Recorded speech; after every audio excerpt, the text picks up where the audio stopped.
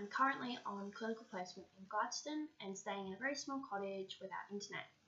So please excuse the technology or lack of. This is the best that I can do. This video will discuss experiential learning and clinical debriefing. It will look at my own personal experiences as a paramedic student in my final year and how this relates to current research on the matter and how both have shaped me into the clinician that I am today. Yardley 2012 defines experiential learning as drawing knowledge from real-life experience. For centuries, students in various medical fields have been taught on the job, a practice that is still widely used and accepted today.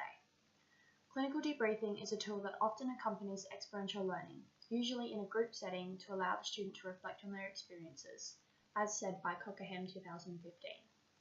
The importance of experiential learning and clinical debriefing have become apparent to me in this final semester of my paramedic degree.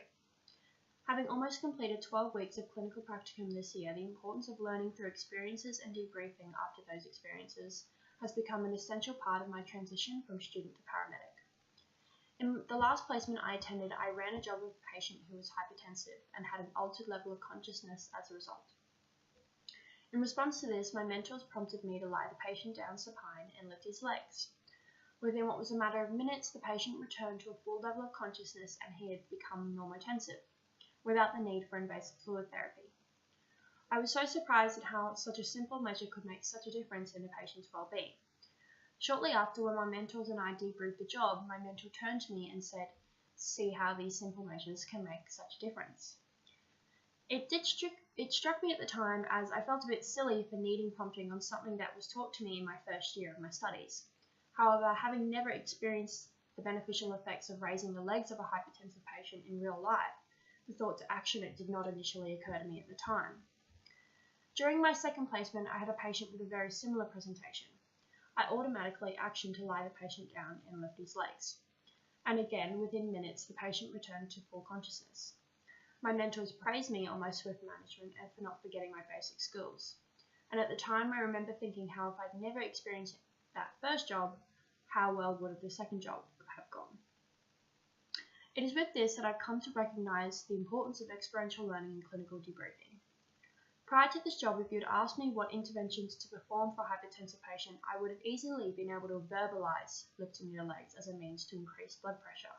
However, having no link between that theoretical knowledge and applying it to my practice in real life, the thought to do it with my patient at the time did not come to me. Soliman and others 2016 states that debriefing allows facilitators and mentors alike to link students' learning in the classroom to practical clinical situations. I believe that by experiencing the positive effects of positioning on hypertension and then debriefing them afterwards by discussing those effects with my mentor, it reinforced my theoretical knowledge and as a result has changed my future practice. Furthermore, experiential learning and clinical debriefing have also significantly improved my clinical judgment. Clinical judgment is defined as being able to interpret patient triggers and data in order to come to an understanding of the situation and subsequently make a decision on patient care, as said by Lavoie and others 2017.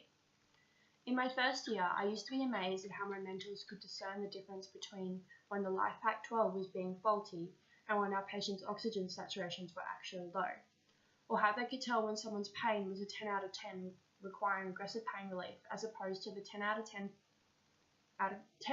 pain patient sitting on their phone. In my first year, if a patient verbalised they had 10 out of 10 pain to me, without further assessment, I would have jumped to wanting to give them aggressive pain relief.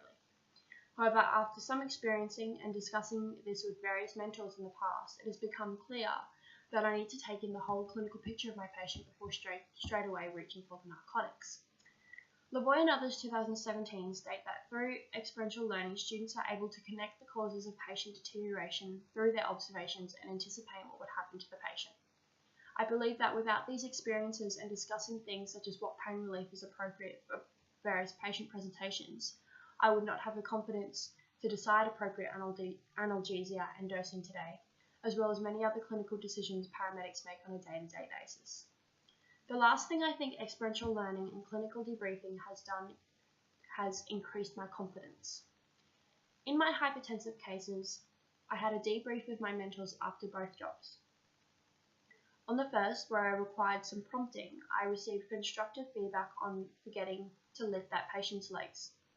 From that, I took some time to self-reflect and say, well, next time I have a hypertensive patient, I really want to try to remember to do that. And in my second case, the debrief was purely all positive feedback on how I ran the case. From this, I had reinforced my knowledge, and it also increased my confidence tenfold. I now feel that if someone were to have a hypertensive syncope right in front of me right now, I wouldn't have any issues being able to treat them confidently. I think many students in this year level can say the same about a lot of jobs that we come across in the ambulance service. The chest pains, the abdo pains, the mental health. And after a while they become mundane. However, in my first year there's no way I could approach all of those things with the confidence I do today. And that has little to do with what I've been taught in a lecture theatre and everything to do with my experiences on practical placement and during clinical scenarios. Weaver 2015 has noted this in her study of model demonstration and the effects it has on students' clinical judgment and self-confidence. They gave students 2 model demonstrations. The first would be followed by a debrief, and the second would occur a week later. This allowed the students to take on the feedback from the first debrief, self-reflect, and then apply it to the second. Students say that they felt a lot more confident having already experienced it the first time. It is therefore clear to see that both experiential learning and clinical debriefing also contribute to student confidence. With all this in mind, it is important to recognise that all students will learn the same way that I do. When relating experiential learning to Kolb's learning theory, I believe I fit into the diverging learner, who learns by concrete experience and reflective observation, as said by Poore and others 2014. And while I've gained a lot of knowledge out of my clinical placements, I've also had excellent supportive mentors to assist me through that. However, I believe experiential learning, whether that occurs on road or in scenario land, and following those experiences with clinical debriefing are unmatched in their benefits to students as a whole. In this video, I've discussed experiential learning and clinical debriefing and how it is related to me as a student paramedic. I've also further discussed on how both of these elements allow students to apply classroom knowledge to real-life patient situations and how they increase student clinical judgment and overall confidence. With this, I have taken away that I need to continue to get myself involved in every patient case my mentors offer to me and always seek feedback at the end. By doing this, I believe I will become a confident and good clinician for the years to come. Thank you.